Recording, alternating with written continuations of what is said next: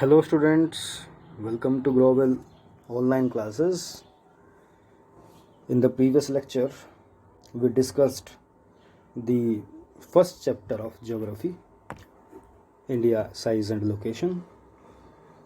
We will discuss the chapter further today also, and we will understand more things in the chapter. Before beginning of the lecture today, I want to advise you that learn all the states and their capital of India. तो India के जितने states and Capitals हैं उनके name और उनकी capital को आप learn करें। ये आप अभी से करते चलें जिससे कि आपको पूरी ज्योग्राफी में कोई भी प्रॉब्लम ना आए। चलिए, now we will discuss the usage of longitudes. आप बोलोगे सर कल हमने सीखा था लॉन्गिट्यूड और लैटिट्यूड का यूज़ तो किसी भी जगह की लोकेशन जानने में यूज़ करते हैं। बिल्कुल सही बात है। लोकेशन जानने के लिए हम दोनों लॉन्गिट्यूड और लैटिट्यूड का इस्तेमाल करते हैं। जैसे हमने कल इंडिया की लोकेशन को देखा, 2 लॉन्गिट्यूड्स और 2 लैटिट्यूड्स के बीच में इंडिया की लोकेशन लाई करती है। तो कितनी है वो, क्या है, याद है आपको? वो है लॉन्गिट्यूड्स के बीच में कितनी है, 68 से 97 डिग्री के बीच में, और लैटिट्यूड्स के बीच में कितनी है, 8 डिग्री से 37 डिग्री नॉर्थ के बीच में। तो ये आपको फिर से मैंने रिमाइंड कराया। चलिए, अब हम लॉन्गिट्यूड का इस्तेमाल देखते हैं किस तरह से दूसरे काम में भी होता है। यहाँ आप लाइन पढ़िए, एक सेंटेंस को दिखाता हूँ आपको। From Gujarat to Arunachal Pradesh there is a time lag of 2 hours.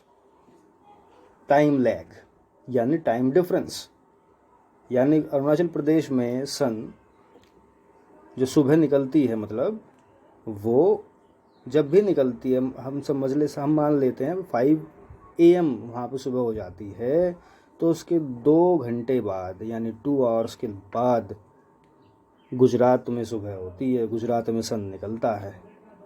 ऐसा क्यों है, इसके पीछे का फैक्टर क्या है? तो इसका पीछे का फैक्टर एक सिंपल सा फैक्टर है कि सन, हमारी अर्थ ईस्ट की तरफ को रोटेट करती है। जिस तरफ से सन निकलता है हम उसी डायरेक्शन में अर्थ रोटेशन है। तो अर्थ रोटेट होते होते पहले अरुणाचल प्रदेश आता है सन के पहले, सन के सामने, और उसके 2 घंटे के बाद गुजरात सन के सामने आता है।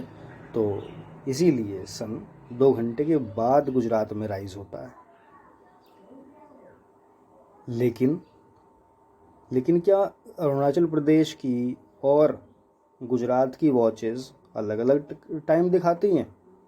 क्या गुजरात में सुबह 5 बजे ही होती है, या अरुणाचल प्रदेश में जब 5 बजे होते हैं, क्या गुजरात में 7 बजे होते हैं या 3 बजे होते हैं? ऐसा तो नहीं है। पूरे इंडिया में कहीं भी आप जाएं, आपको सेम टाइम मिलेगा सबकी वॉच में।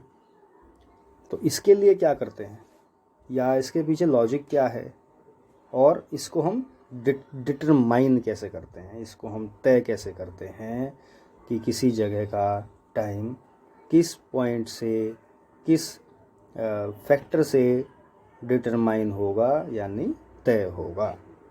तो आइए इसे समझते हैं। नेक्स्ट लाइन लिखी हुई है, आप पहले से समझा देता हूँ आपको। Hence time along the standard meridian of India. Standard meridian of India, इसको समझने के लिए हम कुछ एक्सरसाइज करेंगे, कुछ डिटेल में समझना पड़ेगा, तब आपको ये बात क्लियर हो जाएगी। आइए मैं आपको कोशिश करता हूँ समझाने की। इसमें हमारे पास चैप्टर में एक वर्ल्ड मैप भी है, आपकी बुक्स में भी है, हमारे पास भी है। चलिए,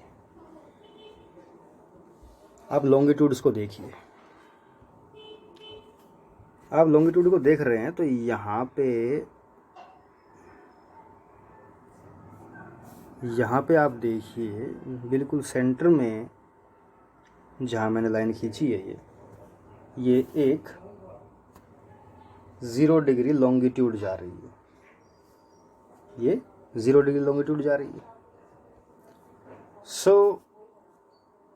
यही इसी से क्या तय होता है, ये लॉन्गिट्यूड का काम भी कर रही है, इसको मेरिडियन भी बोलते हैं। इससे पूरे वर्ल्ड का टाइम सेट होता है। आप पूछोगे कैसे, आप सोचोगे कैसे, समझिए।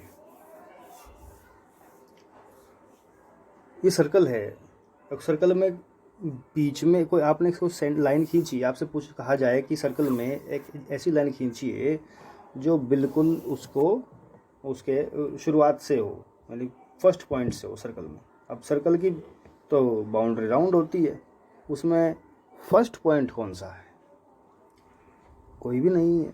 तो हमने भी, यानी पूरे वर्ल्ड के सभी कंट्रीज़ ने भी किसी एक लॉन्गिट्यूड को 0 डिग्री मान लिया, किसी को भी मान लेना था उसको, इसको मान लिया।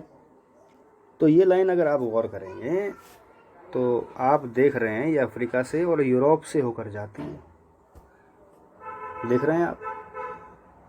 तो यूरोप में एक जगह है ग्रीनविच, लंदन के पास एक लैब है, वहाँ पर जगह का नाम है ग्रीनविच। उस ग्रीनविच से जाने वाली ये लाइन को हमने 0 डिग्री मान लिया है। इसी से बाकी जो लॉन्गिट्यूड्स हैं उनकी ड्यूरेशन, उनकी जो डिस्टेंस है वो तय हो जाती है, उनके एंगल्स तय हो जाते हैं। इसे बोलते हैं हम ग्रीनविच लाइन। ग्रीनविच लाइन मतलब वो लाइन जो पूरी दुनिया की एक इंटरनेशनल मेरिडियन हो, पूरी दुनिया की ऐसी लाइन हो जिससे बाकी कंट्रीज़ की जो वॉचेज़ हैं उनमें टाइम सेट होता है। अब आप सोचेंगे कैसे, देखिए ज़रा थोड़ा सा समझिए इस बात को।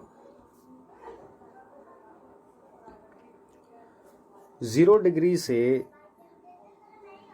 डिग्री पे हम ये मान लेते हैं कि 12 PM है, 12 o'clock हो गया है।